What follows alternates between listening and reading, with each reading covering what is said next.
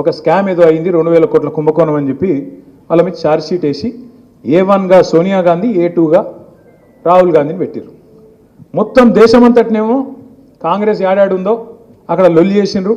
బీజేపీని, మోడీని తిట్టుకుంటూ బయటకు వచ్చి నిరసనలు చెప్పారు. ఇక్కడ కూడా ఏదో చేసినట్టు మహేష్ కుమార్ గౌడ్ పాపం ఇంకా కొంతమంది పోయి లొల్లి పెట్టినట్టు చేసిర్రు. కానీ రేవంత్ రెడ్డి మాత్రం ఒక్క మాట మాట్లాడలే ఈరోజు వరకు. ఏది వాళ్ళ నాయకత్వం మీద, వాళ్ళ టాప్ లీడర్షిప్, సోనియా గాంధీ, రాహుల్ గాంధీ మీద కేసు అయితే, ఛార్జ్ షీట్ అయితే, దేశంలో ఉన్న కాంగ్రెస్ వాళ్ళందరూ మాట్లాడుతుంటే రేవంత్ రెడ్డి మాత్రం కుయ్యి లేదు, కయ్యి లేదు, సడి లేదు, సప్పుడు లేదు. ఎందుకు అంటే ఒక గంత దృఢమైన బంధం, చోటే బాయిది బడే బాయిది, అంత దృఢమైన బంధం అన్నట్టు. ఆయన కాపాడుతాడు, ఈయన కాపాడుతాడు. సెంట్రల్ యూనివర్సిటీ భూముల్లో బుల్డోజర్లు పంపిండు రేవంత్ రెడ్డి, అక్కడ జింకలు చంపుతుండు అని చెప్తే నేను ప్రధానమంత్రి గారిని అడిగిన, అయ్యా ప్రధానమంత్రి గారు, నీకు సంవత్సరానికి ఒకసారి యాదికి వస్తుంది తెలంగాణ.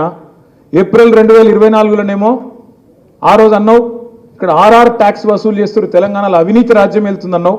సంవత్సరం అయిపోయింది, యానివర్సరీ కూడా అయిపోయింది. మరి ఇంతవరకు దాని మీద ఏం కార్వాయి లేదు, దాని మీద ఏం సడి సప్పుడు లేదు, ఓ కేసు లేదు. ఏమైంది RR ట్యాక్స్ అని చెప్పి ఆరా తీసింది లేదు.